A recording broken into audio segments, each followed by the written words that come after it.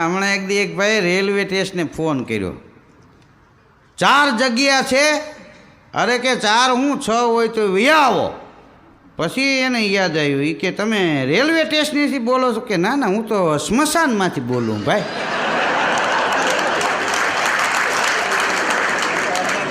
Doctor સાહેબના દવાખાને એક દી એક ભાઈ ગયા, કે સાહેબ મારા 3 દાંત પડી ગયા છે.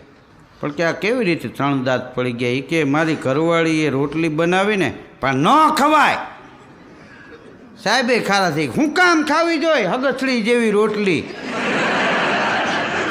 પણ સાંભળો તો ખરા, શું એ કે આ ન ખાતી એમાં સૂટી હાણસી મારી.